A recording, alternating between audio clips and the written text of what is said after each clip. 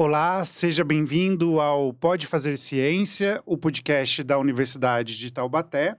Eu sou André Leite, jornalista da Central de Comunicação, e o nosso bate-papo aqui hoje vai ser sobre Design Thinking para modelagem de extensão com base em pesquisas.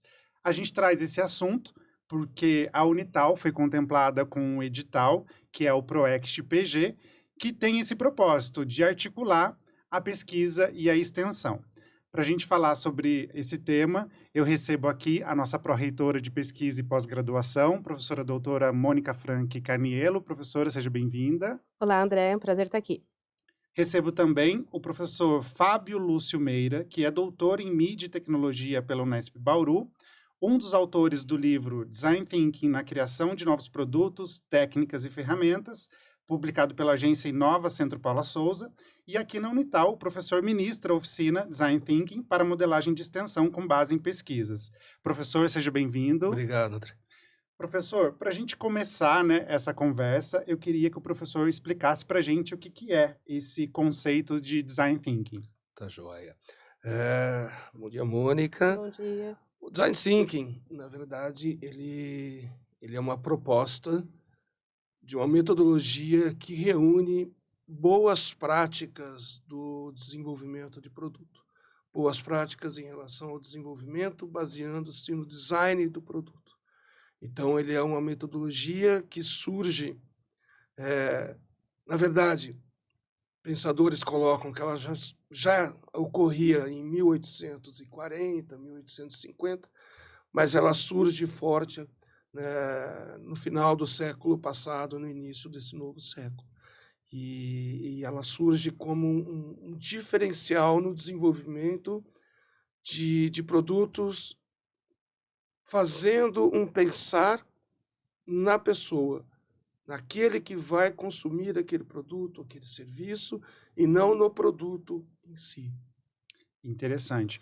Professora Mônica, a metodologia, ela pede para a gente pensar em uma dor, em uma necessidade, daquele público, e na pesquisa é parecido. A gente pode usar isso como um ponto de partida também.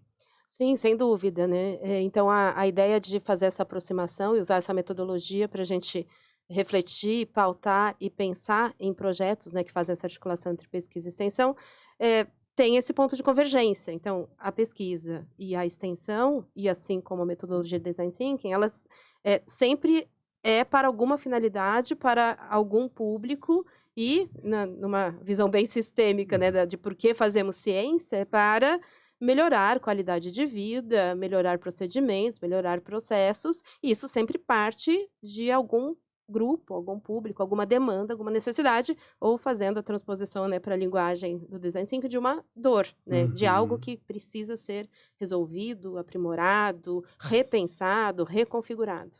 Uma coisa que quando a gente fala muito em inovação, a gente tem o costume, eu creio que a professora Mônica ouve bastante isso lá na Inova, né? Apaixone-se pelo problema e não pela solução. Então, você se apaixona pelo aquele problema. Como que eu vou resolver aquilo ali da melhor forma possível? Interessante. E aí, essa metodologia, ela tem alguns pilares, né, Exato. professor? E o primeiro, o professor até já chegou a citar aí, que é a gente justamente focar nas pessoas e a partir daí você vai criar um diagnóstico, né? Como que eu faço Exato. isso? Bom, existe o Design Thinking, ele é dividido em 3 fases, né? A primeira fase é justamente a fase que a gente chama de imersão, que é onde você vai pular pesadamente na vida, no cotidiano daquele que está sentindo aquela dor. Ou até, por exemplo, eu vou para uma comunidade e eu vou entender as dores dessa comunidade. A partir dessas dores, eu vou buscar soluções. Então, você tem várias técnicas, né? O Design Thinking é muito legal porque ele não impõe ferramentas. Você vai aplicar as ferramentas que melhor se adequam à tua necessidade, à tua realidade. Então, por exemplo, a gente pode usar entrevista, a gente pode usar questionário, a gente pode usar RPG. RPG do jogo Uhum. RPG, Role Playing Game, onde a gente vai e desempenha o papel, a gente vivencia aquilo que aquela pessoa vivencia no seu dia a dia. Tem um exemplo muito legal de uma consultora aqui de São Paulo. Ela foi desenvolver um trabalho, eles foram desenvolver um novo produto para diabéticos, para facilitar a vida do diabético. Então, ela passou a vivenciar o dia a dia como se ela fosse diabética, inclusive aplicando injeções, inoculando injeções soro, que não ia afetar em nada, Uhum. para ela entender o que era o dia a dia do diabético. Entrava nos restaurantes, só comia coisa com diabetes. Ou seja, vivenciando mesmo. E o RPG ele é muito bacana para isso, porque você sente a dor Uhum. da pessoa. Shadow, que é a sombra, aquela velha sombra do Faustão, de vocês seguindo.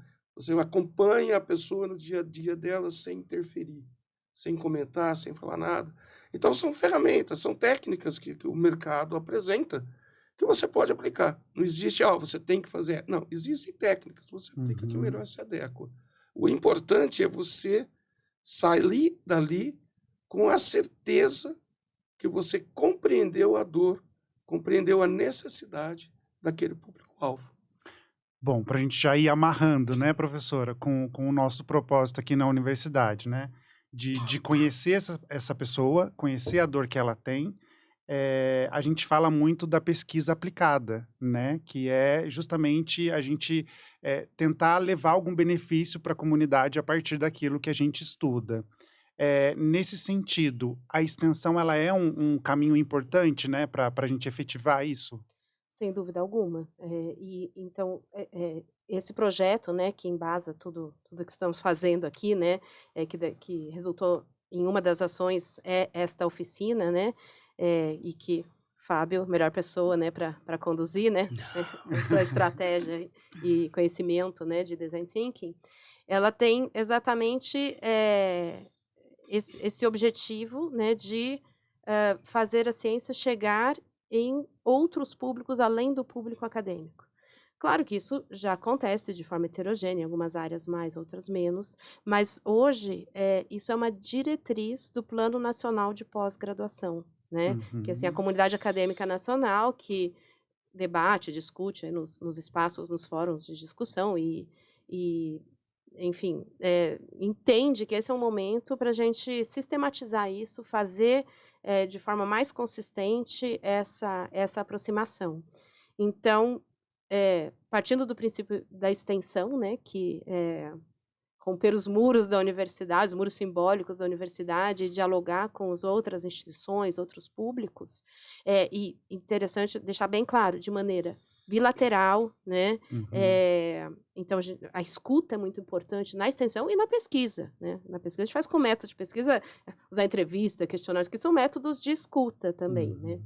Mas a gente fazer essa escuta e com essa ferramenta do Design Thinking nos ajudar a fazer isso de forma sistematizada para chegar nos públicos não acadêmicos é tudo que a gente quer, né? Então, porque isso desmistifica a ciência, favorece a apropriação, a aplicação, diálogos públicos. Isso pauta a ciência também, né? Para a gente ver o que a sociedade precisa e, com isso, articular com as linhas de pesquisa, né? E com as áreas do conhecimento.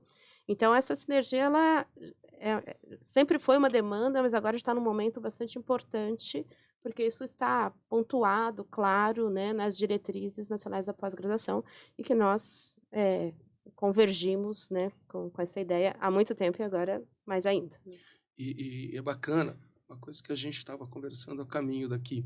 O design thinking, nesse ponto, ele pode ajudar a pós-graduação a desenvolver trabalhos que realmente vão atingir a sociedade.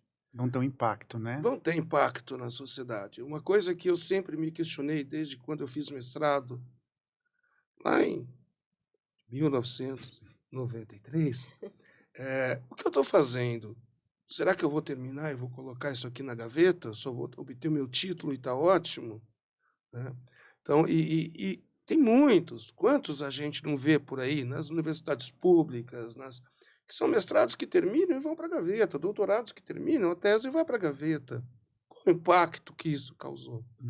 Então, a aplicação do design thinking, fazendo esse vínculo sociedade-pesquisador, ela tem tudo para trazer o melhor dos dois mundos, né? Assim, fazer esse vínculo, fazer a pesquisa chegar e impactar a sociedade. E quando a gente fala sociedade, quando a gente fala extensão, dá-se a impressão que fala-se só comunidades, tal. Não.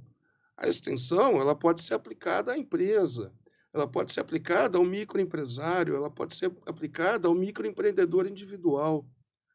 Então, não é só o benefício ao Fábio enquanto pessoa, mas, de repente, ao Fábio enquanto microempresário. Isso é importante, isso impacta a economia, né? Então, isso é bastante importante para a gente. Professor, um outro pilar, né, da metodologia, ela se refere ao contexto. E aí a gente entende, né, porque é tão importante a gente trabalhar esse dado, aquela informação que a gente recebe, para criar uma visão ampla mesmo daquela situação, daquela dor. Queria que o professor comentasse um pouquinho disso, né, da importância da gente ter essa visão ampla, né, do que acontece. A gente estava, inclusive, conversando sobre isso. Por exemplo, vamos pegar educação, né? Quando a gente fala em educação, a gente pode pensar numa dor da sociedade, pegar Taubaté, né? A sociedade de Taubaté, a região de Taubaté tem um problema X em educação. Legal, podemos trabalhar isso.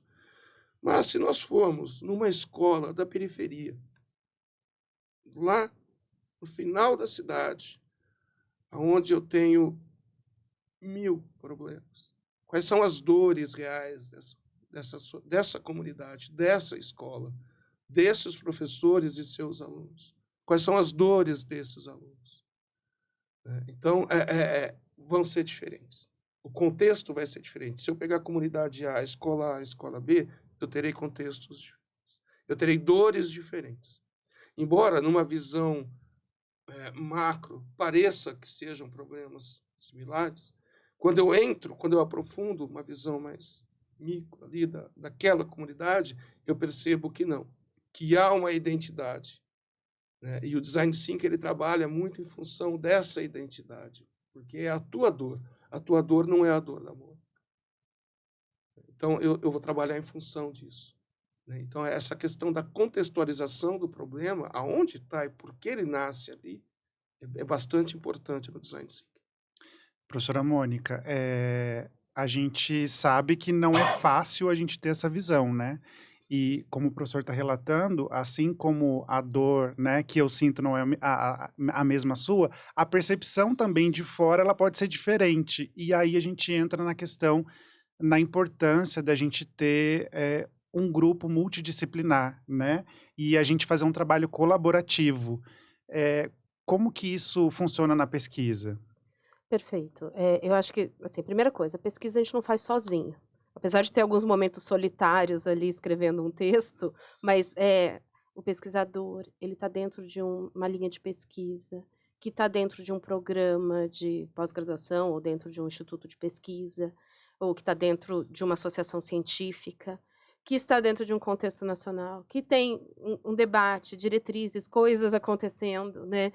Então, o pesquisador está dentro de um sistema, né, um ecossistema de ciência e precisa saber onde ele está e quais são os caminhos, quais são as pautas, quais são as demandas.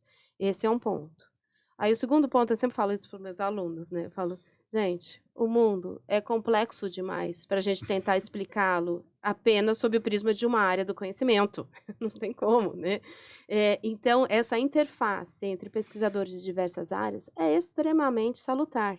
É fácil fazer isso? É claro que não, mas quem disse que seria fácil, né? E exatamente é um exercício, exercício, dessa convergência saem soluções, às vezes, que, sob o prisma de uma área do conhecimento, a gente não ia enxergar. Então, é extremamente salutar e necessário, isso não tem volta, né? Então, às vezes a gente busca num conceito que, abre aspas, é de outra área, né? Falo abre aspas porque, assim, Isso está tudo na sociedade. A gente divide em Uhum. caixinhas por uma questão de, sei lá, de ordem, de metodológica, de categorização. Claro, não dá para escapar disso, mas é, gente, é tudo muito interconectado, né? Então, esse debate interdisciplinar é salutar, é necessário e estimulamos isso aqui na Universidade de Taubaté. E essa questão interdisciplinar, ela é engatinha no Brasil, né? Ela é engatinha. Você pega nos Estados Unidos, os cursos de graduação não são mais um curso de ciência da computação, um curso de matemática. Não. É um curso que mistura ciência da computação com poesia, com literatura, com não sei o quê. Aqui no Brasil nós temos pouquíssimos cursos que fazem isso. Então, por exemplo, algumas eu cito mais puxando para a minha área, informática na saúde. Então, você vai trabalhar equipamentos, a computação voltada para a saúde. Tá? É um curso já interdisciplinar, porque eu tenho que ter conhecimentos na área de saúde para eu saber que o que eu estou fazendo está sendo feito corretamente, Sem dúvida. e conhecimentos na área de tecnologia da computação. Então, isso no Brasil ainda está engatinhando. Né? E como a Mônica falou, tudo é interdisciplinar. Tudo. Não adianta. O nosso dia a dia é interdisciplinar. Quando a gente fala, mas por que eu estou aprendendo A ao quadrado igual B ao quadrado mais C ao quadrado? Para você atravessar a rua da melhor forma possível. Coisas simples, são coisas simples, né?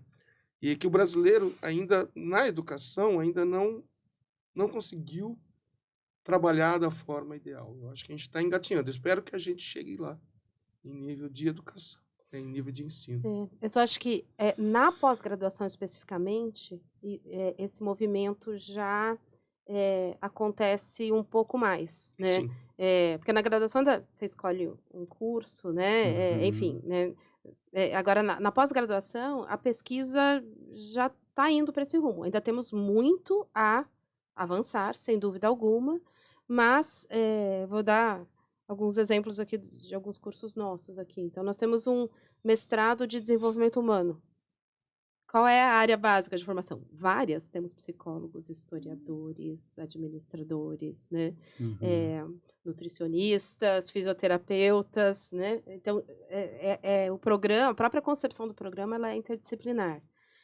Então, a gente usar esses exemplos e capilarizar isso, né, para o nosso fazer cotidiano da pesquisa, da educação, é muito legal, né? Porque somos multiplicadores, né, dessa premissa. Eu pego eu como exemplo nesse caso, que eu sou da área de computação, bacharel e mestre em ciência de computação. Doutorado, eu fui para mídia e tecnologia, mas na verdade também é um programa interdisciplinar, e eu acabei focando a minha tese em inovação social. Ou seja, um outro mundo, né? Uma outra visão. E isso dá uma visão mais holística, mais ampla, né, do todo. Isso é muito importante. Isso seria importante para todas as pessoas terem uma compreensão melhor do que é a sociedade, né? Não e a partir dessas convergências, que a gente tem um cenário super favorável para a inovação, que é Uhum. um dos possíveis desdobramentos da pesquisa, né? Bom, ter, né, essas visões diferentes é muito interessante porque a gente tem a possibilidade de criar algo que não está baseado só no que eu vejo, no que eu acho. E a gente chega à fase final da metodologia do Design Thinking, que é a criação de um protótipo, né? Quer dizer, Isso. eu mergulho na pessoa, eu faço esse aprofundamento nos dados, depois eu tenho uma ideia, e aí eu tenho que, não sei se eu posso dizer assim, materializar aquilo, né, professor? Queria que o professor explicasse um pouquinho disso, né? Porque se fala na metodologia da gente fazer uma entrega interativa. O que Isso. exatamente é isso? Tá. Iteração é repetição, né? É o refazer. Então, a entrega iterativa é: eu vou testar aquilo que eu estou propondo e vou validar. Validei? Não. Volto. Passo para trás. Volto. Dou passo para trás. Não é feio, pelo contrário, né? E isso já vem, inclusive, da gerência de projeto, quando você pega PMI, né? O PMI ele já pensa de forma iterativa. A Toyota foram os pais da iteração, né? com a gestão Lean. Então, você vai testar, você vai validar. né? Porque nem sempre o que a gente propõe como ideia é o Uhum. melhor, é o ideal. Eu tenho que testar, eu tenho que validar, né? Você falou da questão da concretização, né, do protótipo. eh, Concretiza-se sim, mas ele não necessariamente tem que ser algo concreto, Uhum. né? Porque a gente fala em produto, mas o que que é Uhum. o produto que você Uhum. vai gerar no design thinking? Pode ser um produto, Não pode é ser um algo final, né, serviço, professor? é o resultado. Como que Uhum. você vai apoiar aquele público-alvo a sanar suas dores? Uhum. Então pode ser um produto, Uhum. realmente, físico, algo tangível, pode ser um software, pode ser um serviço, pode ser uma ação de apoio numa escola, num posto de saúde, ó, uma capacitação, por exemplo, de funcionários de um posto de saúde para trabalhar melhor determinadas ações que vão levar bem-estar ao paciente, né? Então, tudo isso é produto quando se fala em design thinking. Professora Mônica, isso que o professor está falando é muito gostoso de ouvir, porque nos dá uma possibilidade tremenda de trabalhar a extensão a partir da pesquisa, né? Sem dúvida alguma, né, aqui que se formam as interfaces, né, com públicos diversos, e uma coisa que a gente tem trabalhado muito na pós-graduação é o conceito de produtos técnicos. É claro, a gente tem a tese, a dissertação como, o documento principal, enfim, o registro da pesquisa feita, né, Uhum. mas a derivação disso em outros produtos técnicos que Uhum. podem ser um manual, uma cartilha, um produto sonoro, Uhum. É uma um forma de podcast, traduzir. uma forma de adequar a linguagem, né, Uhum. um fluxograma de um processo, né, enfim, outros formatos que aquele resultado pode, tomar, né, para que seja acessível, e que circule melhor, né, nos públicos aos quais ele é destinado. Então, isso também é extensão, né, então são produtos, que estão dentro de uma lógica extensionista, né. Interessante.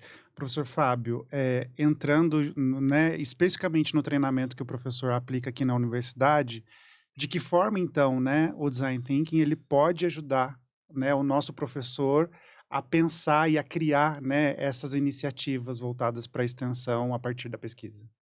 Legal. Eh, uma coisa que a gente conversou bastante a Hum. caminho, né?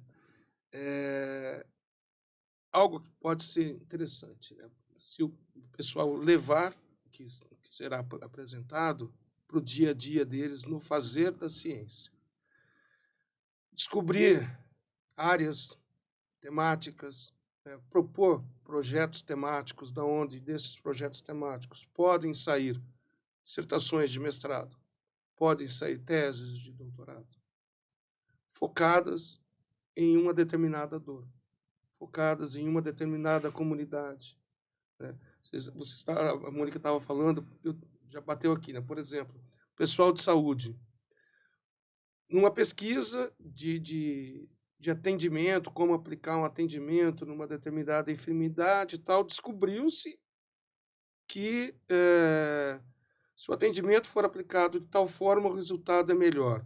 Vamos publicar isso? Vamos. Como? Um artigo? Tá, um artigo, legal. Mas lá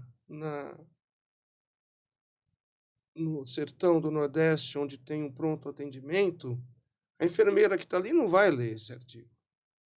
Então vamos fazer isso chegar em nível de cartilha para todos os estados, para todos os governos. Vamos trabalhar isso em nível de cartilha. Isso é extensão. Uma cartilha, lógico, não tem um peso acadêmico, mas ela é é um resultado extensionista, porque vai chegar na comunidade, vai chegar em quem tem que chegar.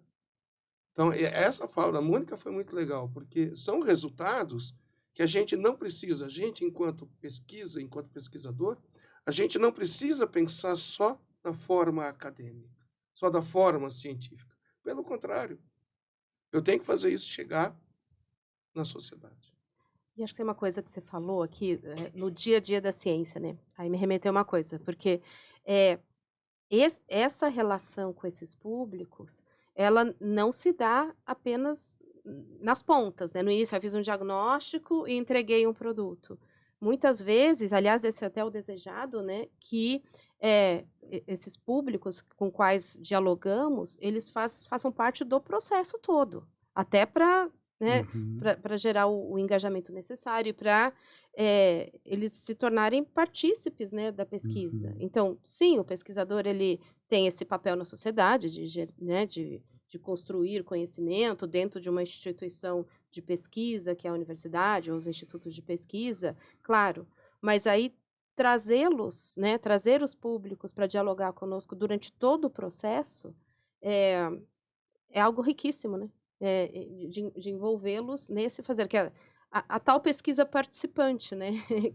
Fazer o Né? público-alvo também protagonista no fazer, né? Na Uhum. ação. Sim, sim. Até porque, assim, né, acho que é importante deixar isso claro. O conhecimento científico, ele está na sociedade, estamos aqui trabalhando com isso, né? Mas não existe uma hierarquia de conhecimentos, né? Então, o conhecimento popular é riquíssimo.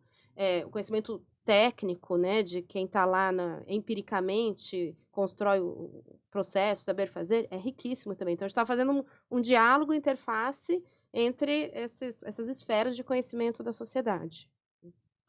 Professora, para a gente caminhar para o final dessa conversa, o design thinking ele é muito usado pelas empresas, no empreendedorismo, né, muito forte. A gente tem também exemplos no contexto social.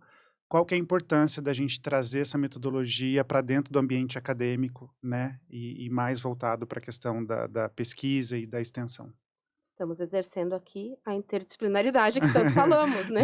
Então algo que, né, que é estruturado em um ambiente e a gente adequa, né, ou transpõe ou, enfim, se apropria dessa metodologia para uma outra finalidade que é complementar, não é adversa, né, Uhum. mas, estamos fazendo exatamente esse exercício.